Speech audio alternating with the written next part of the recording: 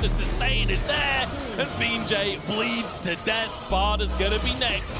You coming back up quickness though. Oh, but he channeled it just in time. The buffer is beautiful from Adam as he looks for a little bit more as well, and he still lives on. Adam is unstoppable. Go next here. I go mid, Go next mid, yeah. I'm keeping on top, I'm keeping on top. Shot come to me. Viego. Viego. Cap Nico. Cap Viego, raise it. Oh, ja, robię Adam, so. Holy. Ja, lepiej tanki. You know, it was League of Draven earlier on today, but his big brother has something to say about that because it's all about Darius in game number 1. Adam dominating, decimating, destroying Team Wales. And Ender, at this point, we just got to have a full reset for Wales coming into game 2. Well, Fan, you got the LEC back. We're all set here in game number 1, but I do think for Team Wales, Two disappointed fans here. Oh, okay. Olaf and Garrett. Oh, we got Darius. We'll get there. Nightmare. Look, you know, who's to say that he's not locking in one right now? Because honestly, like, Adam was the star player in game number 1, but at the same time, Team Wales literally did not get to play the game, right? Like, Adam from level 1 crushed top lane. That absolutely happened.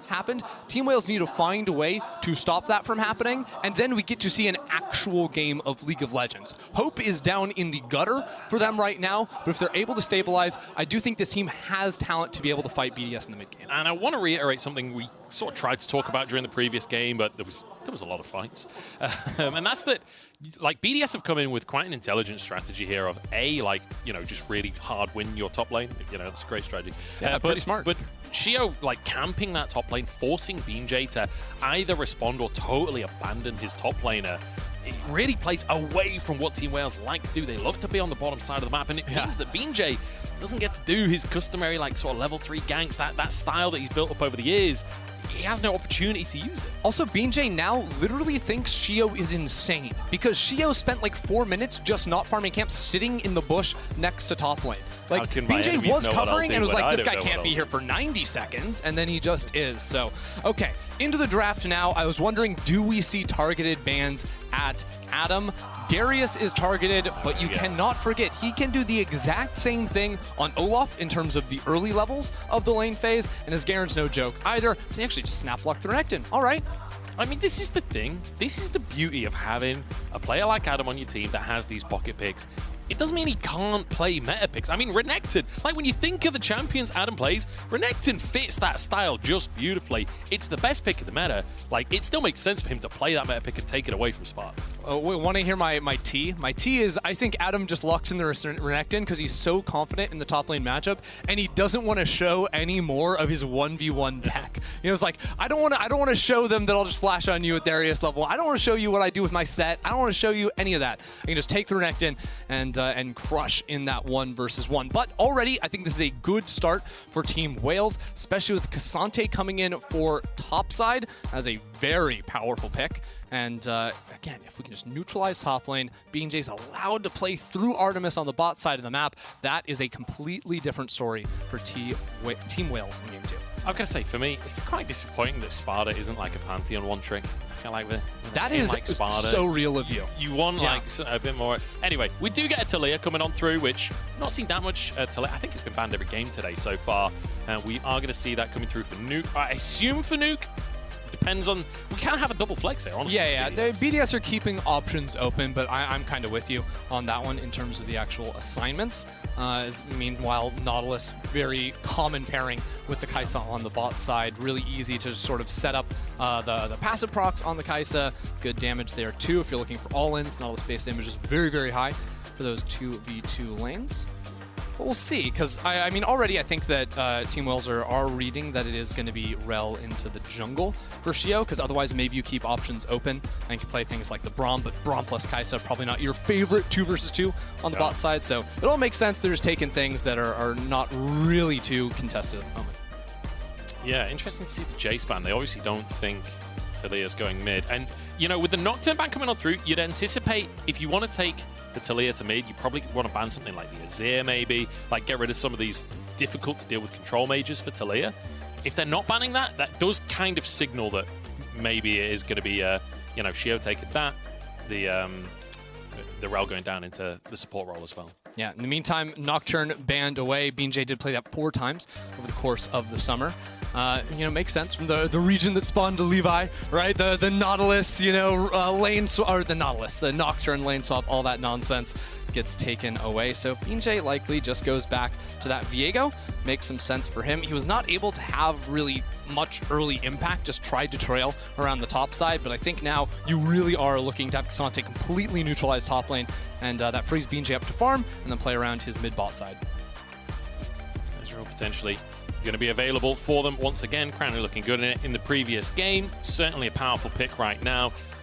He also just loves the Ezreal. Like, the man will, any excuse he can have to lock in the Ezreal, he will take that. I feel like it's one of these things as well where a lot of the time, it is actually going to be Taliyah back in the mid lane. A lot of the time, like, people talk about Kai'Sa versus Ezreal being very Kai'Sa favored, but the problem is that's very exclusively in like the direct 1v1, where a lot of the time you don't see that. A lot of games you'll see this matchup, and Ezreal can kind of bypass a lot of that potential assassination, especially when you got Braum alongside it. Yeah, you just sort of play range, play poke. Braum, like you're saying, can eat it all up. And then, when all things considered, between Ezreal and Taliyah sort of fishing with those Ws to sort of isolate a player, pick them off, you have a ton of burst damage, the ability to jump on players. You can also combo the Taliyah W with Rell ult so nicely, right? Rell brings everyone together, and then your W could hit 3-4 players, depending on how good that ulti is. So some really nice built-in combos on that front for Team BDS, but also just a very different look for them overall. This is definitely a game where Nuke can get a little bit more involved around the map, and it's not going to be as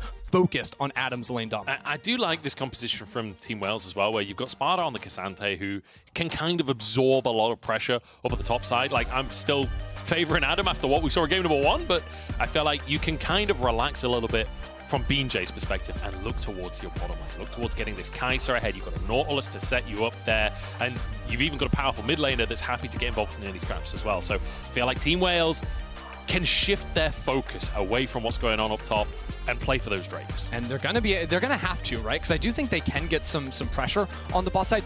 Really hard to play for kills though, right? Between Braum and Ezreal, it's hard to stick damage on those champions. They're very slippery as well. So I see this as a game where maybe it's a little bit more about BeanJ covering, getting priority, putting down vision inside the enemy jungle, taking crab priority, dragons, all those things. A bit more of a controlled early game from Team Wales, which I'm sure they would love to see after how haywire game 1 went. Yeah, well, game number 1, absolutely brutal from the side of BDS. But the same was true against Golden Guardians. Then game number 2, things went a little bit pear-shaped for BDS in the early game against Golden Guardians.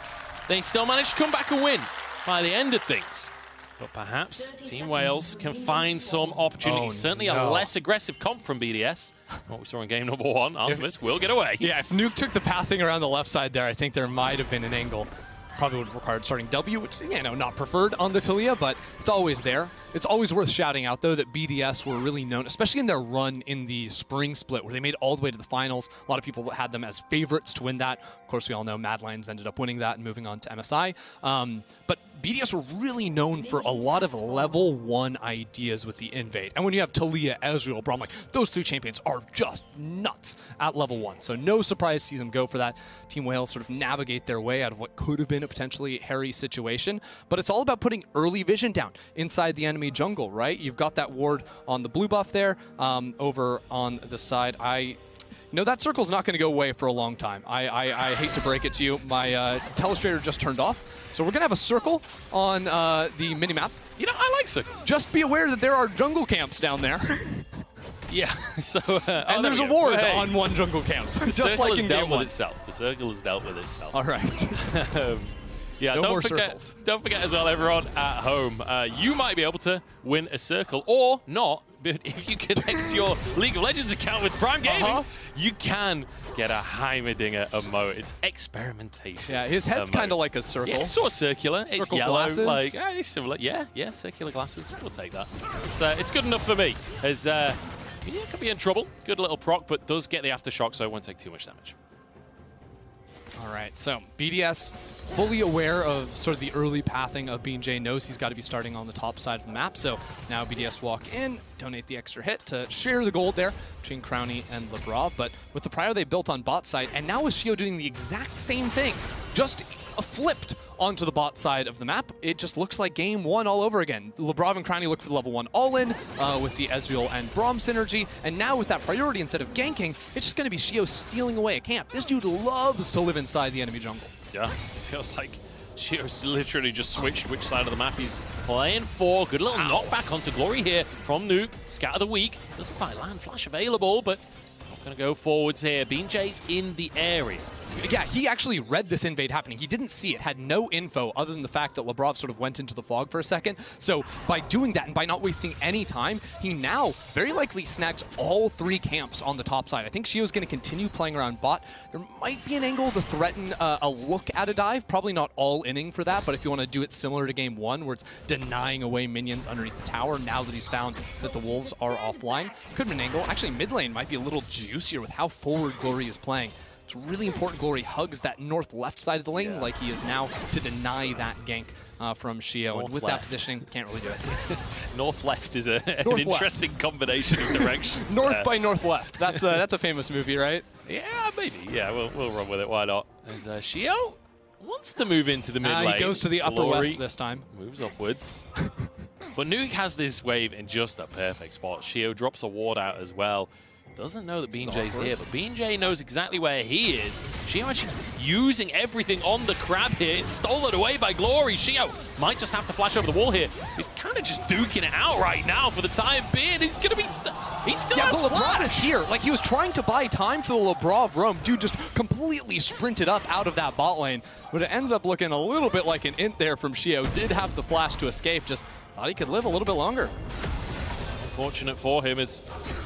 trying to trade once again with Sparda, but Sparda doing a much better job, a much easier matchup for him in terms of just neutralizing that Renekton. A little bit down in CS, but not, at this point last time, I think he had 3 deaths, so we'll take this as an absolute I don't care win. if Sparda has 0 CS. As long as he has 0 deaths, we're chilling. He's going to be all right up there, especially now that BeanJ is hovering the lane. But, I mean, when you look at the jungle matchup now, BeanJ is a phenomenal spot. Ooh. A lot of damage onto Nuke, but he's okay. Just needs a reset without any mana there either. But, I mean, and the fact that he obviously gets the kill, but also got an extra camp off the invade on the bot side because he read what Sheo was trying to do. Again, I want to stress that was not based off of vision. That was close. It was not based off vision. That was based off of very good game sense from BeanJ. And he's a player you got to keep your eyes on with Team Wales. He is so active. Here's Adam going for a plate there rather than a dive. Sheo. Show you the replay of just standing still and taking a lot of damage. It was nice to see Glory peel away this Scuttle Crab. Actually called for when he was tossing it down, I think, so BeanJ could get the smite, but yeah, I don't know. He was just sitting there with Flash. Yeah. Thought Labrov could get in time.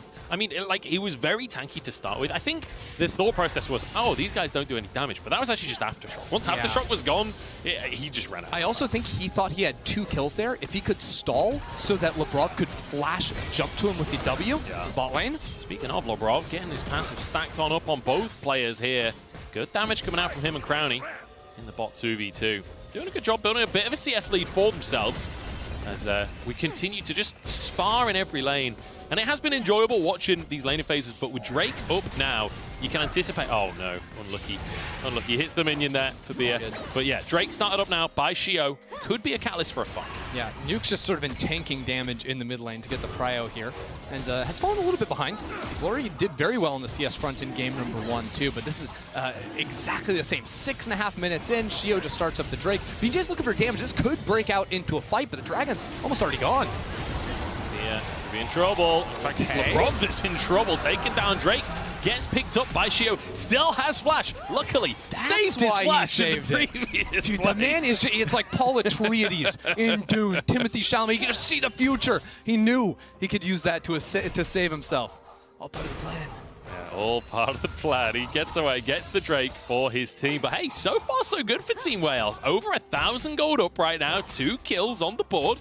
They're feeling pretty good with how this early game is going. Artemis with that assist as well, but BeanJ, a solid early game. He's got a sizable lead over Sheo this time around, and it feels like this is a team that when they can control the early game a little bit more, when they can go into the mid game a little bit more even, you feel much more comfortable. Yeah, this is what game 1 should have looked like, right? Like, BeanJ generates a big lead for himself, farming, looking for gank timings, while Sheo falls further and further behind in golden experience because he's looking to cover lanes, looking for ganks, taking dragons. Like, Sheo has sacked all of his early, like, personal assets in Golden EXP. And right here, I just think BDS get a little too Drake, they get the Drake fever a little bit. You know, we got to take this dragon, burst it down. Sheo is already so low that they can't really look for fights. They just sacrifice Labrov so they can secure it. Which at the end of the day is all right. You know, 1 kill for a Drake when BDS won a stack, like, they don't care about Labrov's life. It literally doesn't matter at the end of the day. But Team Wales are in a much better position, and I still want to highlight Glory and that CS advantage, because we're going to get to a point where that Syndra can do so much burst if Nuke or Crownie get caught out. Yeah. I think especially the fact that Bia got the kill onto Labrov as well, like, it makes it even more chill that the kill went across. But even still, Team Wales with a bit of a gold advantage. And we're looking towards those team fights. We're looking towards Artemis having an opportunity to pop off a bit. This is a player that is a little bit hyped up coming into the tournament. He, you know, joining this roster, feeling like sort of a focus point for this roster. I want to see a little bit of that. I've been told about that. Game number 1, there was not even remotely a chance of him showing any of that off. We might get a glimpse of it. First of all, Artemis not doing the lethality build, going for the DPS tack speed option right now. Oh my god, Sparda! Okay, damage. Here to play, doing Cassante things, but now both bot lanes full rotate to the top side. We want a bloodbath for the Herald, blood for the Blood God, and both top laners are so low.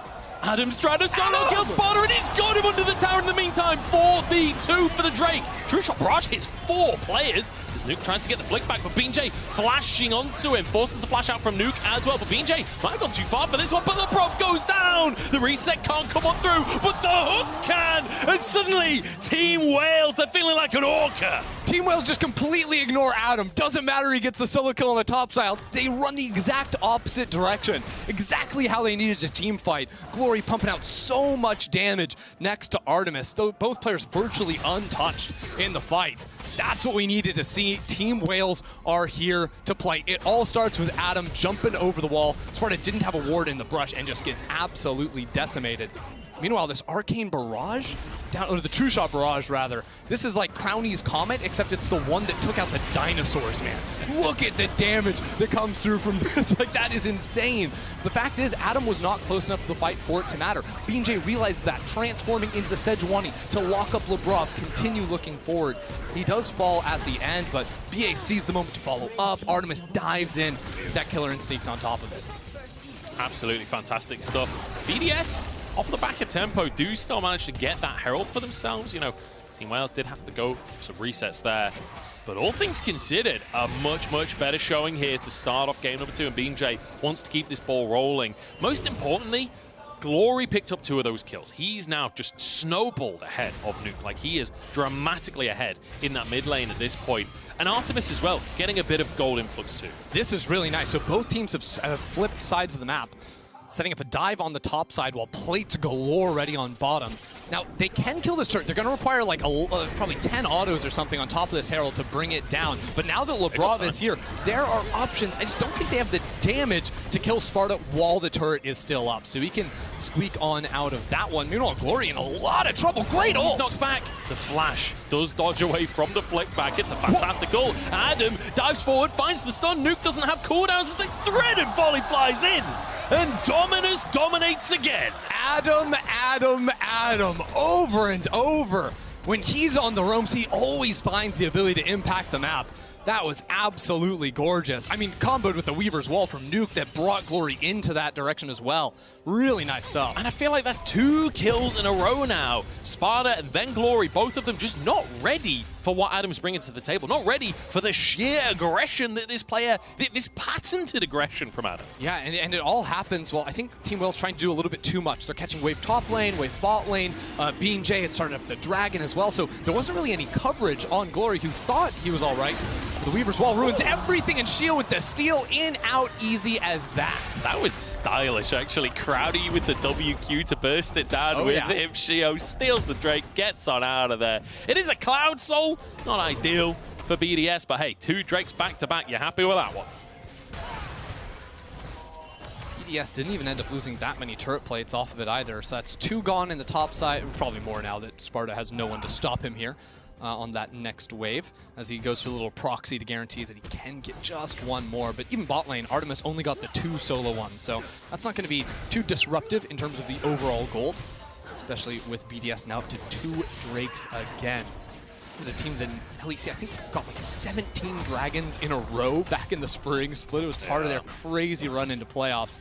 They always put such a focus on those objectives. It was bonkers, wasn't it? But I just want to quickly point out as well, we've got 2 Triforces coming on through across the board, and I have to say, it saddens me a little bit that this is the first Worlds where we don't have Freak on the cast. It's the first Worlds in a long time where Triforce is like absolutely meta on a lot of champions. Like, we have so much tons of damage, so many tons of damage. And Freak's not here to talk about it. It's depressing. But Adam has to use the Dominus here. Artemis trying to make the play happen. No flash available for Adam, and Artemis kites it out beautifully. He slays the Kraken. Okay, Artemis. I don't think Adams thought that was even possible, but Artemis just full-on ran into him and deleted the Renekton. All right, the Kraken Slayer finish off. That's insane damage, and that's the guy we wanted to see show up. He didn't have a chance to play the game back in #1, but now he's just solo killing the enemy top laner? Okay, Team Wales are absolutely in this thing. They certainly are. Artemis, we heard a lot about him. Showing up now with a beautiful, I mean, a solo kill. How often do you see an AD carry getting solo kills at 13 minutes in the game? Often, that's for sure. Fantastic stuff from him. And now, already 1.5 items. He'll be getting close towards that 2nd item as well. And Kai'Sa's one of those champions that when you get the ball rolling like this, it can be monstrous. It is a full-on 1v9 champion. It's a hyper carry in the right hands. Absolutely. I mean, the ability to choose to dive into the enemy backline when you see an angle that your teammates have opened up for you, or just hit frontline, make use of the passive. Just a really good spot to be in. MasterCard lane economy snapshot showing that Adam has once again found himself that pretty huge advantage. However, consistently across the rest of the board, it is Team Wales that are ahead. Like, there is every single egg is currently in Adam's basket in terms of those lane leads. Crownie, though, you know, does have that kill for himself, is building up gold himself, just not quite at the same pace that Artemis is. I like what Team Wales have done. Actually, some of the wards they have. Oh my, Labrov! The flash forwards on the Braum, and instant teleports coming on through. Labrov needs to get over to his teammates, but Sparda don't really threaten him too much. Crownie has been found and forced to flash. BeanJ once more gets underneath the turret. Yeah, important flash there. If he gets tagged by the Kai'Sa W, Artemis is flying in, no hesitation. So he survives there. Good chip damage down onto the turret, but that's what I was saying. Team Wales, they had good vision inside of the enemy jungle. It's now disappeared, but playing very nicely around while all the chaos is going down bot side. Crownie's probably looking at bot lane to set up a true shot barrage. It's exactly when BeanJ is jumping on him, forcing all the summoners out. So the bot lane from BDS, no summoners remaining. And there's a dragon fight in 1.5 minutes. The only flash that's gone from Team Wales is BeanJ's. This is the golden opportunity to set up for a fight. As a matter of fact, Nuke doesn't even have the first item finished. Sure, that's going to be done in time for the Drake, you would imagine, but he's going to have to find an opening to get a reset. If he doesn't have the gold off of this wave, things will get really challenging for him to find it. Well, it's going to be a tough situation if you can't.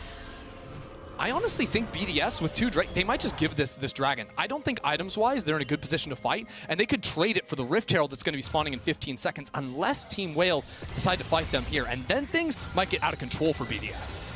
It's one of those things where I feel like it's kind of a risky fight if you go for it, just with how strong Artemis is right now, and the fact that you don't have that mythic in your mid lane. Yeah, and neither top laner has teleport either, so I don't think BDS can start this up. Sparda, check out your minimap, had Prio in bot side, so he moves up into mid lane first. This is a very different game. Team Wales with full control over the map. They're going to be able to maybe take both objectives because of the desync on the spawns.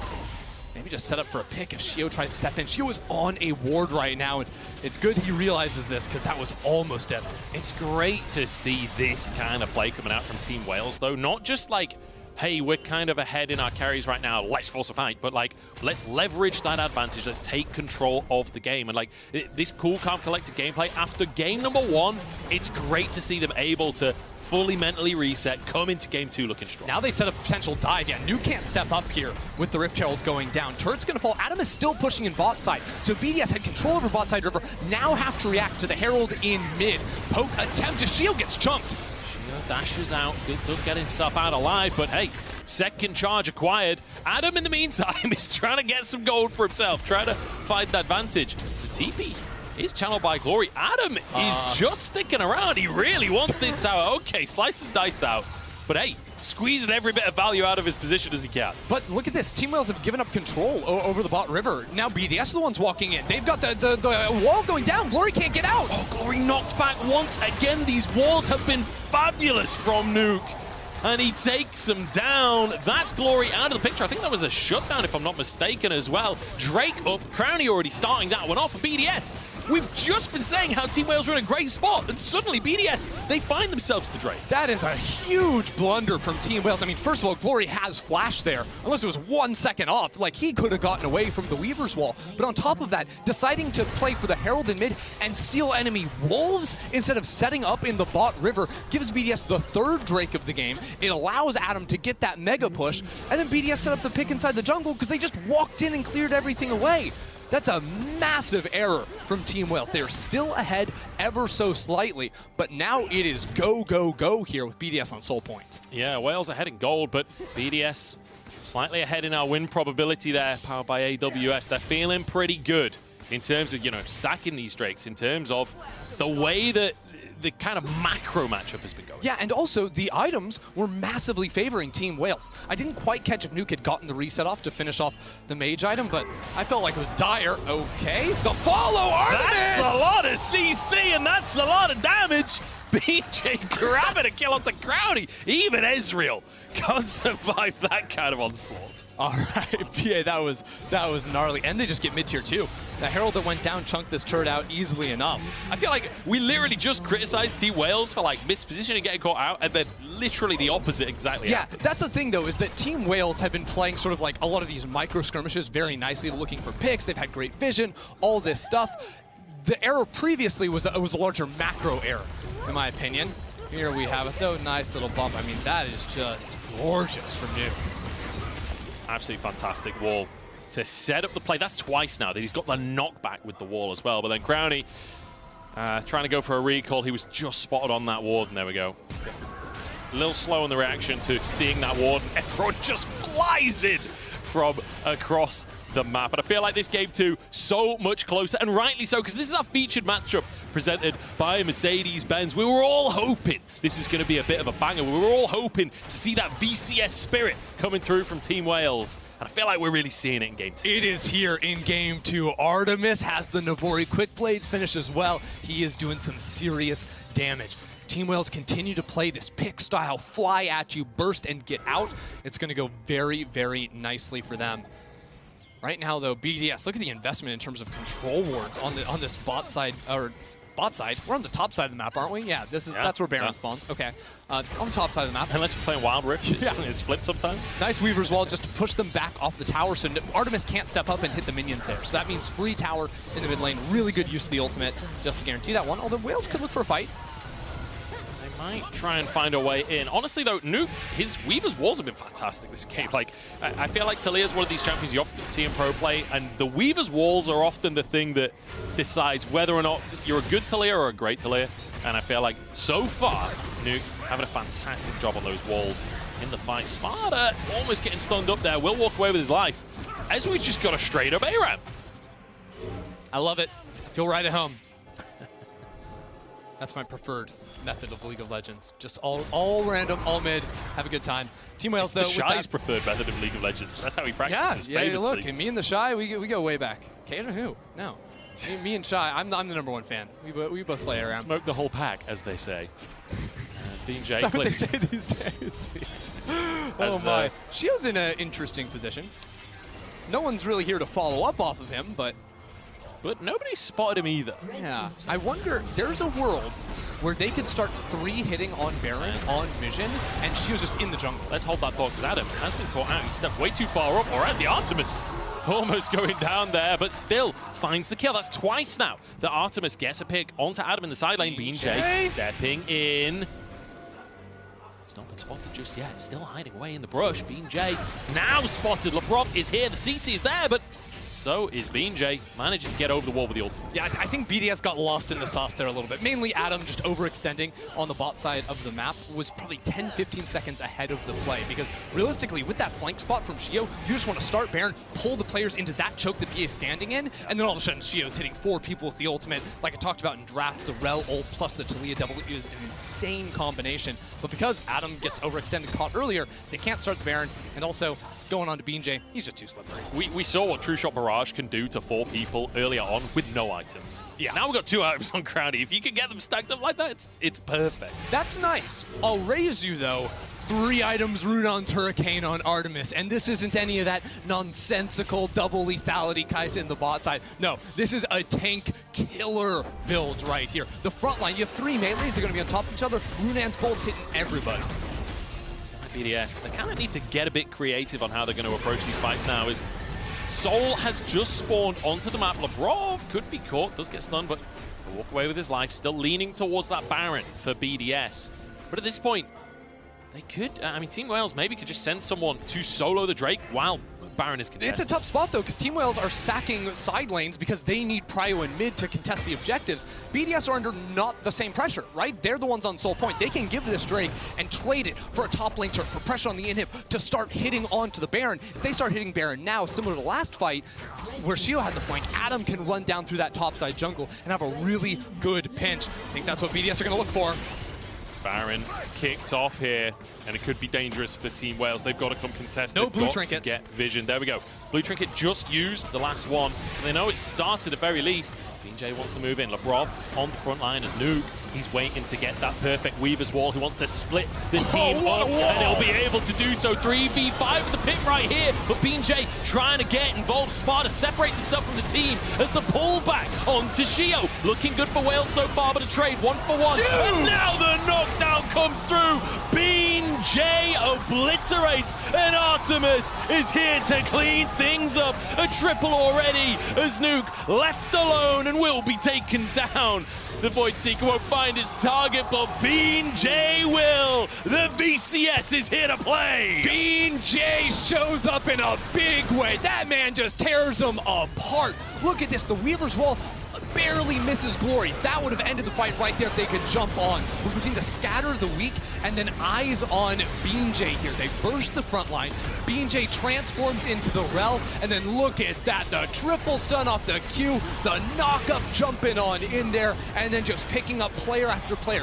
Ezreal extends forward to get that damage down, can re-transform back in. That is a phenomenal fight from BeanJ to lead. I mean, the combo of the the Rell crash down into the Viego ult on 3 people. It's like the amount of damage, the amount of value he got out of that ult combo right there. BeanJ taking over the fight, and now 4,000 gold lead in favor of Team Wales. They finally, it feels like, have control. It's been a long time since it felt like they were in control of this game. Already 2,000 up with Red Bull Baron power play. Team Wales full control over the map. They also stalled out the Soul from happening from BDS. With the pressure of the Baron, surely they can stop it a second time as well. Adam just hunts down a control ward. That's all he can fight at the moment. He has been thoroughly tamed in this game. He certainly has. Feels like Team Wales have figured out how to play around him a little bit. Then it was needed. It was absolutely needed, but great flexibility from this team, right? To be able to come into game number 2, completely change the way that they're approaching this game, and succeed. Sheo is taking an absolute beating from this poke. It is brutal. And now, like, the amount of damage Artemis does, as long as his front line keeps players in front of him that he can free hit, there is no chance BDS can lose a team fight. Here we go. He comes in, Nuke's arriving as well. Adam will be on the scene, and he dives straight onto Artemis. Oh, Sonya comes out on 1 HP. Can Artemis survive this one? He flashes into the rest of the team. Sparda sacrificing himself to get his team out of dodge. Artemis, I have no idea how he lived that. That is ridiculous. The stopwatch saves his life, flashes on out of there. That's a 700 gold shutdown on top of the kill gold you would have gotten there. And if that had gone into the hands of Crownie or Nuke, BDS might have been able to fight back, but Sparda does exactly what you say, sacrifices himself.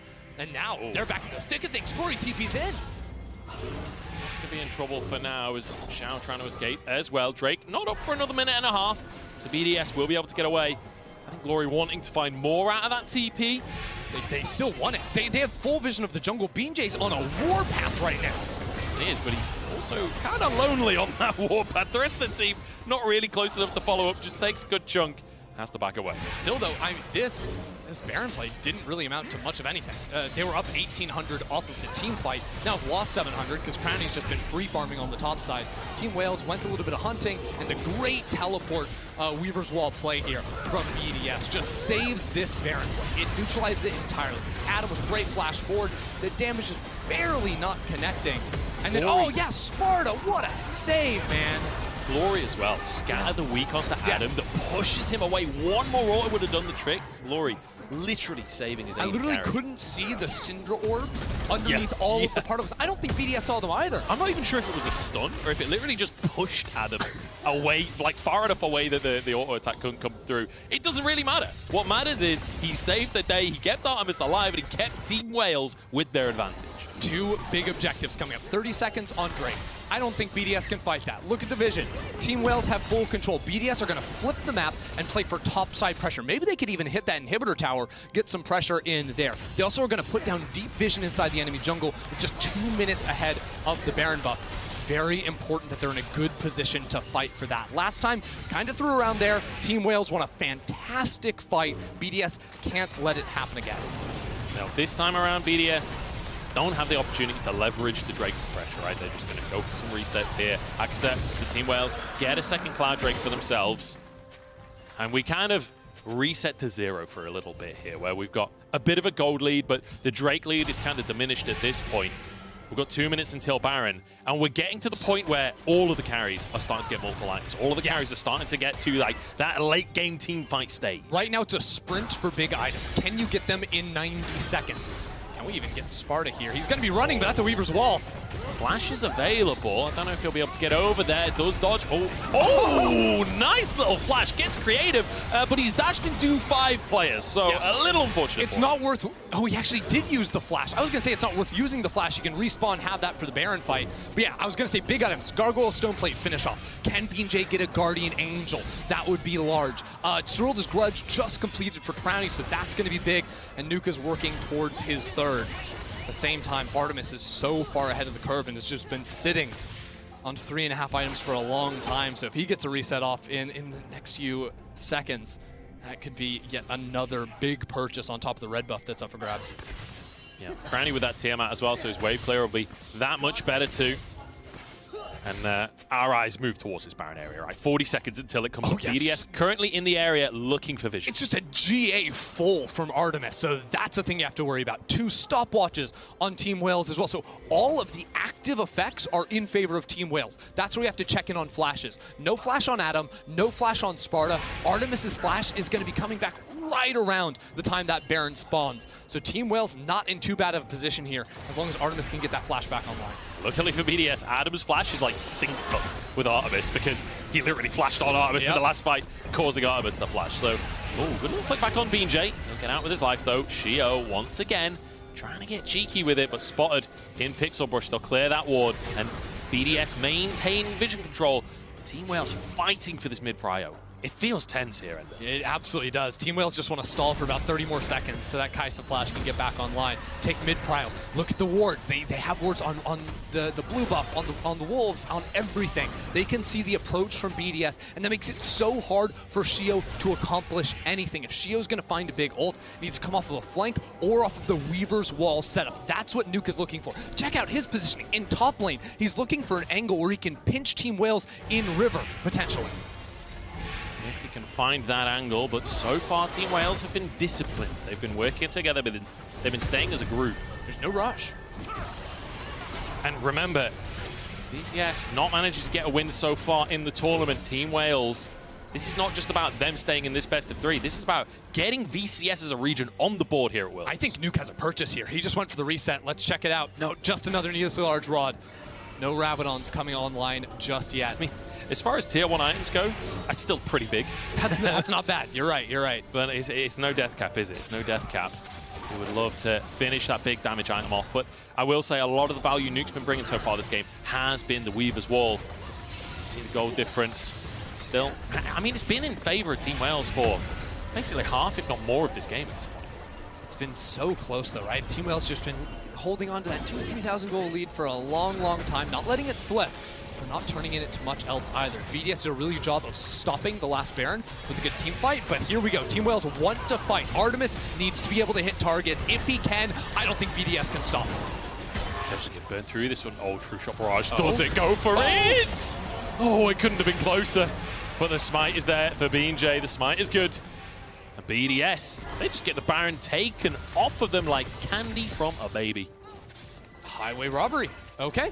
Easy Baron, easy reset, all good. 1 minute on the Drake. I guess that's where BDS are going to draw the line. But can you actually do that against the Baron pressure in mid and in bot lane? It's not going to be so simple for them.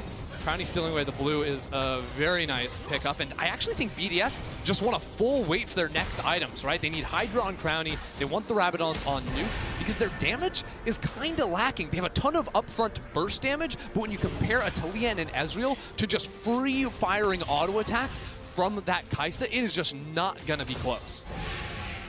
Adam trying to clear the wave here, but BeanJ charging on forwards, and nobody's here. It's only Adam on the tower. Guys? This might just be an inhib tower taken. Great hook onto Adam, forces him away, and the inhib tower is just... I feel like there's 2 objectives in a row where Team Wales just kind of waltz in and take it. The BDS are just waving the flag right now. I don't really know. They did just get the Rabadon, so I think the initial read is right, but they're not going to be able to fight for this dragon. That's going to mean Team Wales, after losing the first 3 Drakes of the game, are on soul point, and that's 3 uncontested souls. Now, yes, that is the buffer room you give yourself when you go for the 6.5-minute Drake every game. Sheo loves to do that. But now, so much more on the line for them as they've pretty freely given away 2 Barons now. Yes, they've traded it for a lot inside the enemy jungle. Sort of checking out levels right now. It's pretty even across the board, just 2-level lead for BeanJ, who now has the Guardian Angel finished off as well. And, I mean, the Baron power play, a surprisingly small amount of gold coming out of that one, 450. Just like so last time, far actually. On the Red Bull Baron power play. And I have to say, you know, 2 Barons now, still no inhibitor taken for Team Wales. Kind of like we do need a little bit more throughput on getting these neutral objectives and using that Baron buff to buy more space on the map. Speaking of space on the map, they might have just found some in the form of a dead Adam here. Shield comes on through. Can they chase it out? Killer Instinct underneath the tower, and Artemis dives Adam once again. And we found the answer to Adam. It is Artemis. It's Artemis, and B has found so many of these picks as well. They are absolutely on a roll. You're questioning, how do they make use of this Baron? They've got 25 more seconds. That bot inhib is in a lot of trouble. They can tank up here. They got a cannon behind them. This might just be 2 inhibs off of 1 pick onto Adam. Fantastic moment for Team Wales, for the VCS in general. As they charge on forward, Sparda fighting the fight. The hook comes out from Bia as well. Sparda's the one to go down, and actually they didn't get any kills just yet. Sheo there, but down goes New Glory finding his pick. Crownie still full HP right now. True Shot Barrage blocked by the shield as Artemis has to flash out and play. BeanJ dives in, low on HP. GA will be Crownie's and Crownie is still going strong. Crownie wants to keep himself in this game, diving forwards, but he doesn't have the damage to finish skills. TP's coming on in. Nuke, Adam, both available, but Nuke not currently alive as Artemis is in trouble. Diving on in, the Croc is there, but the gun find the kills. Everyone 100 HP between the goalposts. Oh, it's disaster as Bia trying to escape now, being chased down. The scan, the wing, and the hook on the wall. How the hell did they get away with that? Glory just disrespected BDS again and again and again. BDS are the weak, and he pushes them back. He doesn't care, man. Team Wales, they just wanted to end the game. Look at Sparda. What a play from him. Double scat of the week. The damage is coming in. And while Glory flashes in to finish off Nuke, it was not a simple fight. Crownie is doing so much poke, but the way that Team Wales are playing in and out around the Ezreal, no one's ever in threat of dying. BeanJ out of the fight, then enters off of the GA. They did get double GA pops. but Crownie just can't finish off a kill. BeanJ walks in to tank for Artemis. They're just dancing together. And then here's Scat of the Week #1. All right, Adam jumps on in here, gets into the middle of everything. Glory saves it to hit 2 players. Then Artemis dodges away from the True Shot Barrage. That's gorgeous. Here's another Scat of the Week.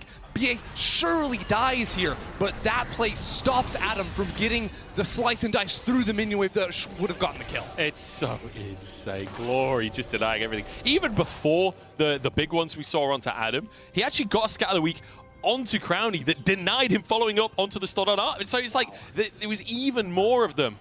And I mean, the win probability powered by AWS looking pretty good right now for Team Wales. It's slightly less than it was when they took that inhib and looked like they were going to win the game.